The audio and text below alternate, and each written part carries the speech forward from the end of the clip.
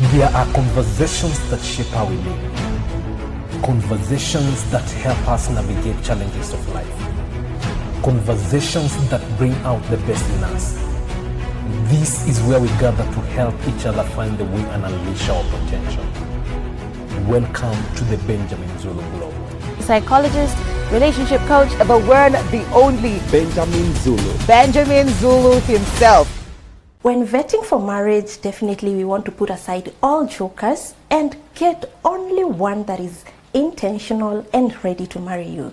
Now, how do you know this person who's ready to marry you? That's the discussion we are talking about today. Welcome to Benjamin Zulu Global Show. My name is Sylvia Kiremi, and this discussion is going to be amazing, enlightening. So stick around, stay tuned so we can learn together. Yes, Benjamin Zulu. Yes, and we are talking about how you know when a person is serious. As we said, people can say anything, and they generally say anything. Yeah. To make you happy, to make you stick with them, to make you give them access, and to make you available to them. If you are a valuable person, you should know about access and privilege, and how much you benefit people by just belonging to them, allowing them to be exclusive with you. You should be conscious that you make people happy, that you make people comfortable, that you make people confident, that you make people to believe in themselves. You should know these things because you paid a high price to get them. There's a time you are insecure yourself. There's a time you are not sure of your value. There's a time you are unconscious about who you are. And then you end up learning, reading, healing, peeling off layers of insecurities, reassuring yourself, repeating mantras, talking to yourself, changing your self-talk, learning to present yourself to the world, articulation of your value, learning to listen to people, empathetic listening. The journey of evolving from this undeveloped mass of human who was just going around with instincts and feelings and sensitive, insecure. You had to walk around eggshells around them, and they were not skilled in how they speak. They were not skilled in how they present themselves. They were not calm, collected, self-assured. They were insecure and triggered and unstable. That person who needed people to manage them. You know, some people, you talk to them, you have to manage them. Yes. Watch your words. Watch what you say. Cool them down. Reassure them. Repeat your words. Be careful. Explain. Interpret what you say. Tone it down. Assure them. The people are so immature. You have to manage them when you talk to them. So this a time you are there. This time you are not sure about yourself. This a time people avoided you, and then you went on a pilgrimage. You went to self-discover. You studied yourself. You learned how to take yourself easy. How to do self-deprecating humor. One of the signs of maturity is when you begin to make you fun of the things people used to make fun of you about. You yourself, you start making fun of them. They stop being tension points. They start being fun points. So you make people relax. How you crack. You crack jokes, you know. One short lady said she wanted to join the military. They said they might end up using her as a missile. Very tiny lady. And when she said that, people laugh because she's conspicuously short. She has removed the tension. Now you know she's not sensitive. She's at ease with her shape. So she has accepted. She's not insecure. Yes. So she's now likable. Rather than, I wonder whether she is sensitive about that. Yes. I am trying to avoid not to have noticed. She breaks ice with self-deprecating humor. And the challenge was, if you laugh, you pay me. So they all laughed and they paid.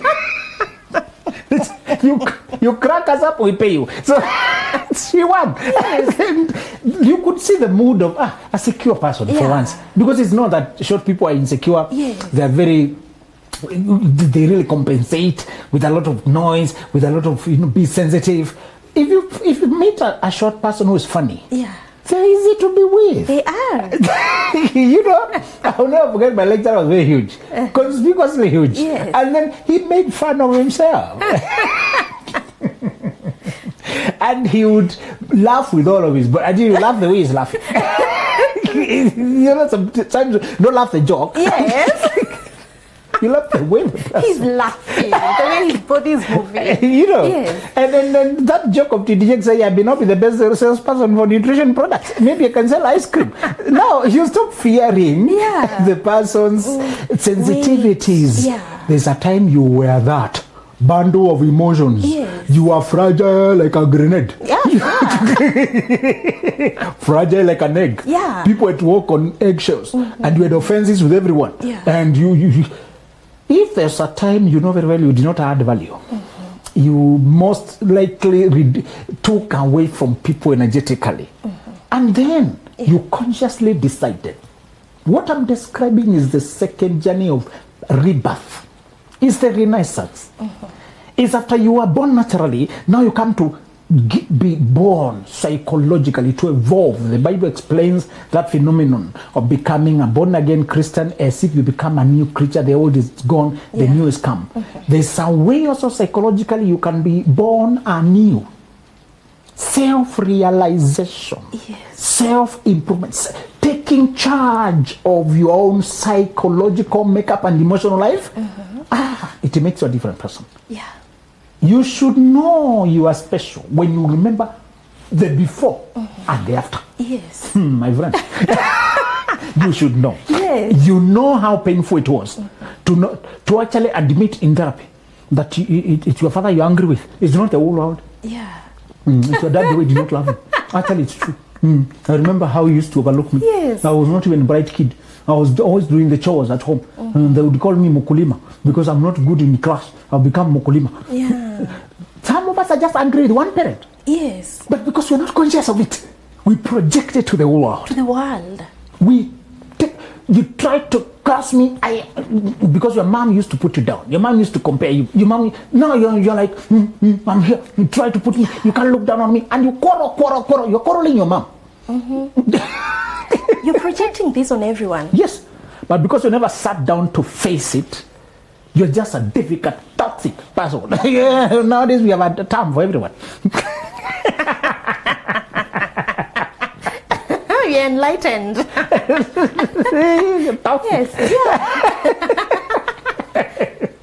So let me tell you, you should know you are important when you remember who you used to be. The reason people date anyone, move in with anyone, sleep with anyone is because they are still in this before version. Because they are still in that natural bundle of emotions and aware version. A person who has traveled to the dark places of admitting what goes on and digging up what went wrong and facing it and talking to their dad one last time. We talk to them psychologically, not physically. Some of them can't even admit it. But we write to them. We have empty chair. You sit them there. Tell them you put me down.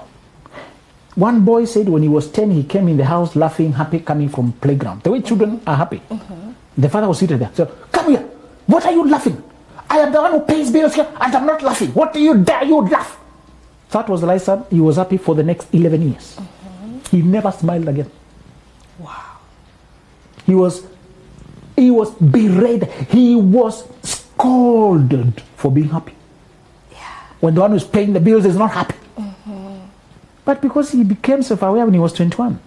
Somebody told him, you are not wrong to be happy. It was just your dad projecting his misery on you. So we address those dads. You punished me for your own unhappiness. I return the burdens to you. I'm a happy child. I will remain a happy boy. I go back to my happiness. Now he can talk about it because he has overcome it. What about those who never overcame it? They were punished for being happy.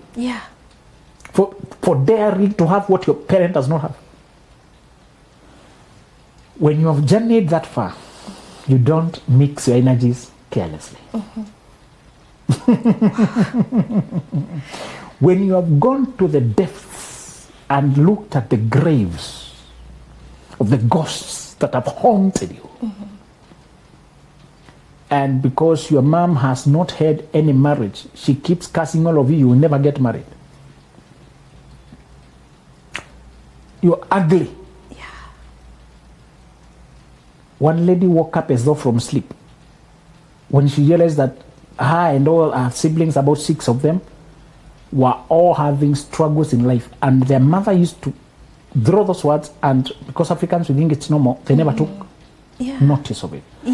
When we broke it down and she came to understand, come to think of it, she was describing her misery, not us. Our future was still green, it was still virgin. We had not become. How was she describing what had not yet been? She was describing what she knew, what she had been to. It's impossible to call a child ugly, you never get married. How do you know? This is just a child. They have not arrived there. They have not even got there. You're describing your own reality. So when they, by the way, it was a reality. It could not be mine. Mine had not arrived. I was not even home. I was still a child. But because I believed the words, I'm now fulfilling them. Yeah. It's becoming a self-fulfilling prophecy because I believe them. The belief determines behavior. Yeah. Sometimes the curses of those who pronounced you have no power except you believing them. You believing. Yes. So when we bounced them off and returned them to her, this woman was free. Powerful. Very powerful. If you have come that far to sit in therapy rooms and usually feel the presence of the mother. When we do that, you feel them. Mm-hmm. You feel everything they tell you and you can hear it. Mm-hmm. As a mother, as a parent, the words you tell your child become their self-talk. Be very careful, Sylvia. Yeah. When you talk down your child, they don't learn to hate you, they learn to hate themselves. True. They believe that there must be something wrong for my mother to hate me so much. I must be a wrong thing. Yeah. Then the progression of anger is something wrong is about to be done to me. Mm-hmm. Then guilt, I have done something wrong. Then fear, something wrong is about to happen to me. Then shame, I am something wrong. Yeah. Shame is the ultimate. Yes. I am something wrong. I just want you to know that. As you talk down at your children, eventually they internalize the shame and feel they are a misfit in the world. Yeah. They recoil, they shy, they fold. What if you come from that place and you have done so much until now you are aware? I put people at ease. Mm-hmm. I reassure people. Yeah. I carry my own joy, I carry my own light. Mm-hmm. Some people have no joy at all. Yeah. They walk on the face angry. On the road, angry. They even wonder, what are you laughing at? Take life seriously. Yeah. You have someone asking you why you're always smiling. For them, smiling is abnormal. For you, it's the normal. But, yes. People carry misery. People don't carry happiness. Yeah. People don't carry happiness. And part of why you will understand what we are discussing today is when you become aware of what it took you to let go, to forgive, to understand that your parents were also humans fighting their own battles and demons, some of which they have never won. Mm-hmm. When you come to comprehend that you are born by people who also had their own human battles, who inherited deficiency, inherited lovelessness and chaos and trauma, and that they passed it on, and you are the one to stop the baton. You heard your father being talked down by his father. Yeah. You heard your father talking you down. Are you going to talk down your child? No, you need to change that. Your mother describes how her mother was cold and unaffectionate and scolded them. Their mother. And also their grandma was also stern. Yeah. And now here you are in the succession. Will you continue? If you're not enlightened, you will. Because it's automatic. Yes. The automatic thing is to do what was done to you. That's the reality, you know. If at some point you put a bar and said it stops with me, I will bless my child. Mm-hmm. Yeah. I will remove the pain from me and put pleasure and joy. Mm-hmm. And one of my philosophies is I said my home will not be what the home I grew up in. Yeah. There will be no screams of temper. There will be no shattering glass, no banging doors. There will be no cursing, no shouting. No. There will be no tension. Yes. There will be no civil war like climate. There will be no hide and seek when parent comes, children hide. No. There will be freedom. The air will be free. We will eat on the stairs and dance in the kitchen. Yes. You will sing in the bathroom. Yes. You will find two people playing peekaboo on the sitting while others got stuck in a funny conversation at the door. Yes. There will be that liberty to be, to express, to laugh, to sing, to dance. That's what I intend to bring. How sweet. I want people to come as soon as I enter the gate. They throw away the coat, throw away the shoe. I'm home. Yeah. Nothing to act. Nothing to pretend. Yes. Costumes away. Be yourself. Mm-hmm. We are not talking about carelessness. We're just talking about liberty. There's order, obviously, where this is kept. But there's no sternness, threats, talking down. Mm-hmm. You will find the son and the dad squaring some jokes, some bets.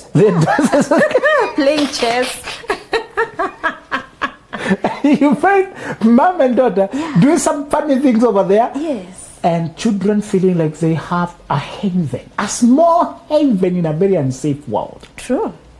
Some people play pranks by looking for people who are dozing in public. You snooze out in public, people are looking for content. They come and burst a balloon of water on you. They bring something looking like an amputated hand that is full of blood. They put it on you. You are scared to death. And now they're recording that. That's content. So I don't want my children to be victimized by content creators by dozing on the street. I want them to come and sleep home. It's safe there. We can close the gate. We are home. Anytime. And one of the climate I wanted is to always have food, because I grew up in a home where food was only specific time and it disappears. If you miss out on that time. You're not eating that. So I want that to be always food. Yeah. And you can snack this, buy this. You don't even have to overeat. There's no scarcity. Yes. You can take enough. You can take later. It will be here. That climate, and you don't have to starve. You can buy this or the other, whatever. That's what I want, and it's intentional. That does not come automatically. That's intentional. And I don't want to buy one onion. You know, it will be said one onion. You go to the shop. Yes. I want to buy the whole wheelbarrow. Is it possible? Can I bring? Can you forget tininess, smallness, scarcity? Can there be just freedom? Can there be just options? Can there be just, liberty? Some of the things we have traveled very far, that's why we don't take ourselves casually. A prepared person can't be casual. So we're talking about the things you shall see them doing to know that they're settling for you. And one of those things you shall see them is them giving up their options in favor of you, progressively exiting the market in favor of you. The closer you get, the more exclusive they become. The more you know each other, the more they avail themselves to you. This is progressive. It does not happen on day one, but you see them availing themselves. I told you in another show how to play hard to get is to raise your bar so that you are not just for anybody. And men also must have this level of respect and raising the bar and not being also hard to get, playing hard to get, because if you're not disciplined as a man, you find yourself sleeping then a woman that is available. Sex for men is sometimes just instinctive biological need for release. That's why sometimes a man who has no dignity will sleep with just anything that is female. We said it's a shame when you think you're special because a man is sleeping with you. Yes, men have been known to sleep with other men in prison, to sleep with mattresses, sleep with objects, with soap, lotion. There's nothing special with men sleeping with you. They can use it as an object to masturbate. A mannequin has been made called Samantha for men. Now you think there's anything special with that? It's disturbing when a woman thinks she's special. And there's Samantha who can do the same thing. A lot of time for sex for men is just a release. Yeah. And sometimes they don't even know who they released with. They are told later that your daughter-in-law is pregnant with twins. And he thinks, she has fornicated. Let her be stoned to death. Then she gives you ID. Say, I'm pregnant with the owner of this. Yes. Because for you it was more of a release. Yeah. Careful. Careful that you don't think you are special because Samson came here and slept with a harlot for a night. And when they closed him in, he carried the gates. And we don't even know who the prostitute was. It was just a commercial. Men have saw their sexual life has been made a full-blown industry, pornography industry, prostitution industry. It has been completely merchandised. Just because you're being a private client, private customer who is not paid, availing yourself to a man does not make you special. Please don't say that. You're embarrassing yourself. It's shameful for us to have to introduce you to that concept. Once you know you are the one who carries what men need, you're supposed to be very selective and to preserve yourself at the right time. Because if you just make it that he's my boyfriend, they will continue becoming a boyfriend just to sleep with you. It costs them nothing. Yes. It costs them nothing. There's no certificate of boyfriend. There's nothing. There's no covenant of boyfriend. Yes. Anybody can become to access your body, knowing that you're giving them something you can never get back. Sure. We're talking about how you know the person is serious, both male and female, is when they're gravitating away from the world and into you, into your world.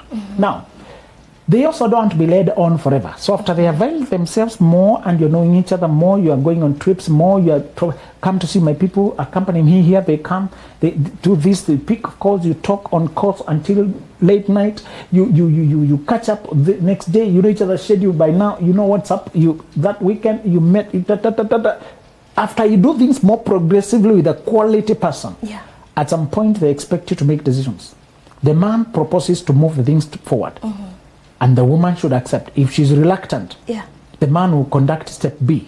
The woman may not suggest we move things forward. She asks what is the best, what is our way forward. Or she pulls back for you to make that decision. Both man and woman expect, after we have known each other enough, there should be the next gear. If there is no next gear, we are going to become stagnant water, and stagnant things stink. We are going to, our energies will begin to be diverted, we'll cross boundaries, we'll lose the tension, we'll lose direction, we'll lose momentum. Life is movement. There must always be movement. When you date right, you date because you want marriage. You're prepared for marriage. And the moment the progression slows down, it's upon you as the man to put it to her. If she's hesitant, if she's not willing, stop being available. Move on. Men must learn how to stop falling in love. After you've loved a woman so much, you liked her so much, it's clicking so well, but she's not sure. She's hesitant. And love. We say, never say I love you until you can also say I leave you. You should learn how to live. Because people will hold you a ransom because of your love for them. You as the woman, you've availed yourself, there's all this connection. Availing does not mean having sex. Those people I don't know why people are so rotten-minded. When you say you should date everyone, at the time when you're searching, meet everyone, they think we are saying you should sleep with everyone. I don't know why people think like that. No, there's no sex involving. There's no sex involving dating. Proper dating preserves sex for marriage. Remember this. Recently, some guys met 3 of them to discuss their lives. 2 of them were legally married with certificates, and they were raising. The other one was living with a woman, and there was nothing formal yet.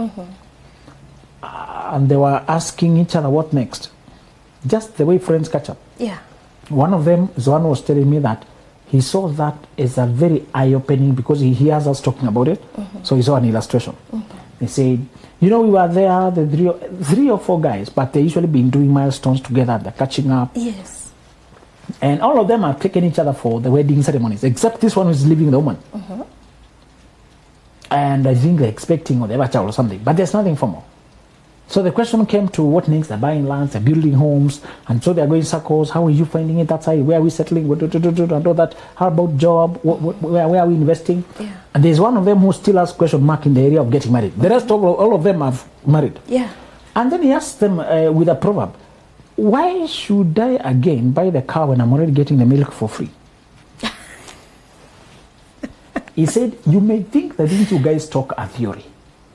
But a guy has started discussing a real woman he's living with, getting a child, years are going, and to us, his friends, who is just being sincere. We asked him, so when are you doing that? Doing what? Well, no, without you marry. She's in the, what's the point? I'm getting everything. What new? What new will come? I'm getting free milk. That's so degrading. Here you think we are together, we said we shall formalize later. That's what the woman thinks, isn't it? We said, let's just start life. Definitely, that's what she thinks. What is he telling his friends? I'm not going to do that. There's no point of commitment. Yes. I want to keep the gates open, I do what I want. The power is on my side now. Why buy what I have? Yes, she's pregnant for me, she's living there, she's doing everything with his wife. All with no commitment whatsoever. If I want to go after another one, I can.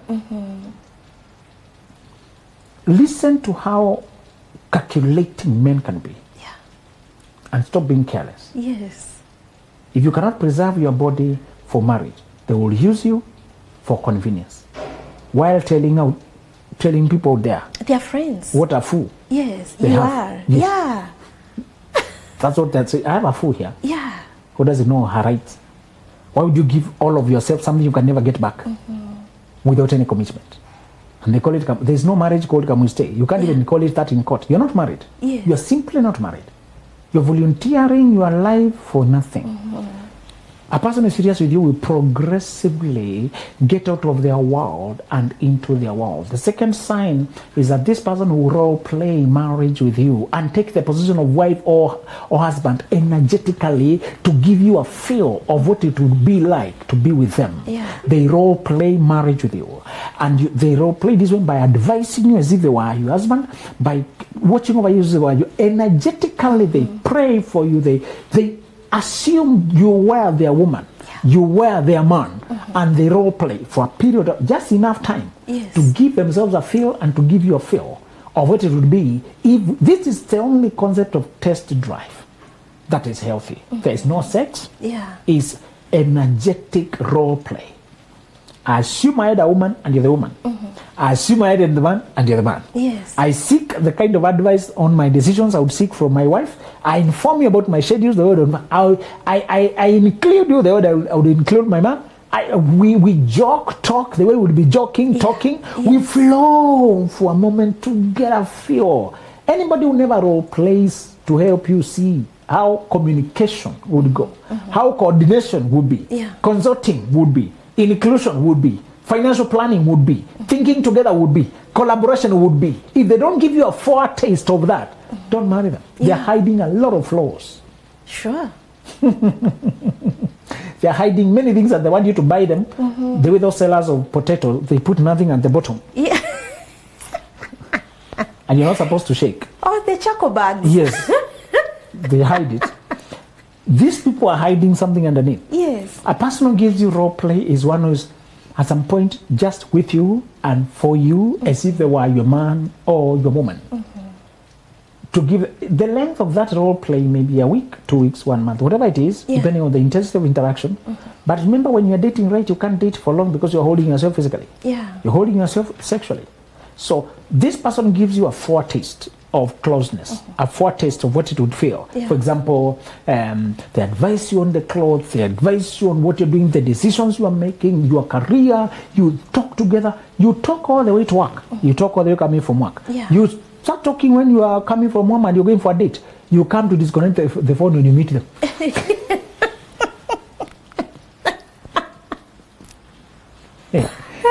You just conduct, you buy things while you're still on phone. Yes. And people are used. Sylvia is always on call with somebody. Yeah. So they leave you alone in your car. The rest of the world is sign language. While you are, the rest of us can do the sign language. You buy this, you pay. While so the rest of the world can take sign language. It is this person who has priority. So we role play. We role play chemistry. We role play connection. We role play. You know, somebody comes, does things, you realize they continue the call. There was a call here. You know, they come always, all right. You know, and you feel how to feel to always have this person, because the idea of marriage, although we tend to deceive and swindle and shortchange, is to become one in everything. Yes. How will it feel to be one with this person on Sundays? To be one with them on weekends? To be one with them on Mondays? To be one with them at work? To be one with them? And 2 hours have passed by, you start missing each other. Yes. You catch up after 2 hours. True love does not go for 5 hours, 7 hours, 10 hours. Remember how when you are intensely in love, it felt. It's them when they're not in your world, you feel like something is missing. You catch up with them. You role play that way. That's what gives you friction or flow. That's when you know whether there's a fight or there's flow. That's how you know whether we can complement each other's thinking. That's when you can feel whether a person they take with you home. You know, they have arrived home, you hear cattle in the background. You hear them greet this other one. They only disconnect when they want to now to see the people. You have even greeted the child from the phone. Greeted the child from the phone. You really travel with them to home. Yes. You know, you hear them greet people. We role play as real people. This is how different it is when you're dating in truth for marriage than when you're dating for only sex and wasting time, because that one is only bedroom, clothes, nakedness, or sex talk. When you date for truth, it's live talk. We are talking about what you're doing. Yes. And how it would feel to advise me on that one, advise me on that one, advise me on this one. We actually get to know each other's schedule, what have you accomplished, where you're going now, where this is going on, and all that. We get to know each other's nitty-gritties because we're talking so much. Yes. Just to tell you that they give you a role play. For a period of time, you get a feel. This is usually the last stage before we kick to the next level. If we cannot kick to the next level, we must part ways because we'll mess around. Yes. Be careful so that you don't go this deep with people before you're ready for marriage. Because all of your psychology will begin to crave them. We go this far when we are trying to look for a person to marry. And we merge. In marriage, the right marriage is where the partners talk on phone a lot and they're married. Yeah.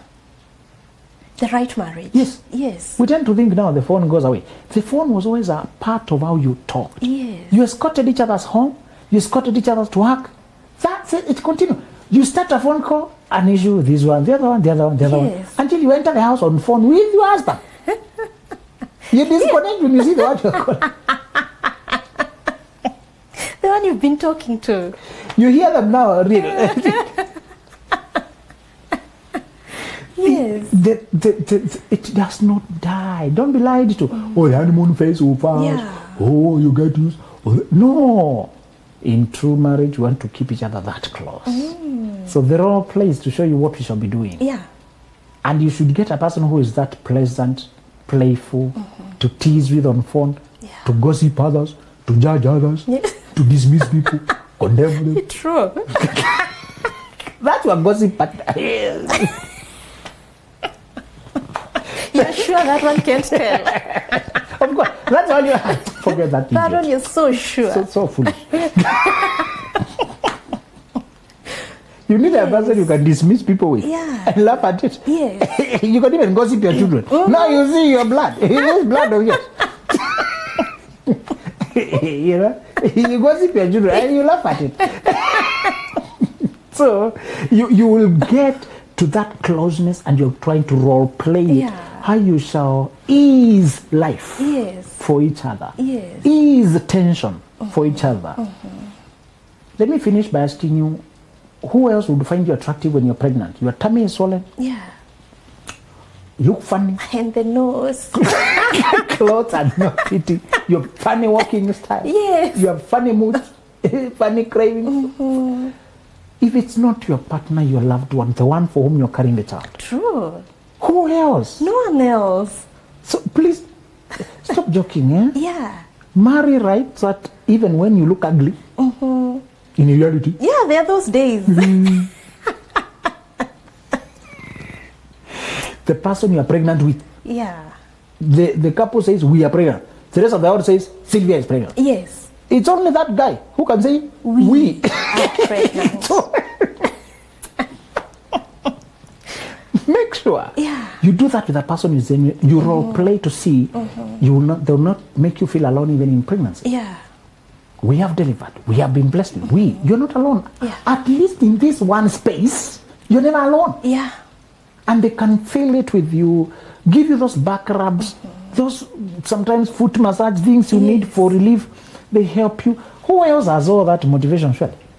No one else. So can you Apart stop? from the husband. It was meant for us to do it together. So that we can endure the difficulties together. That's how God ordained it. But what are we doing? We're just doing baby daddy. You're over there, getting a job over there, getting a job over there. Some of this postpartum depression or hating the child or hating your life because you are alone and this was never meant to be for one person. Pregnancy was a journey for two people. Yeah. Mary is pregnant. Joseph carries her. Is Joseph being told, take the mother, do this? There's somebody trying to escape the political battles and chaos and envy of neighborhoods and where you are. Yes. Who is helping you? You're not just pregnant, also worrying about how this Herod does not want to see this child. How this here pilot? How no, you don't have to worry. There's somebody else now telling you this is what you are doing. I saw this. Let me. Yeah. When there's somebody to help you, it's easier. And nobody else would find that place apart from the one to whom the child belongs. Yes. Wow, amazing. Talking of postpartum depression, I think these are conversations we should have on its own because it is big and very beautiful to have. People need to be enlightened.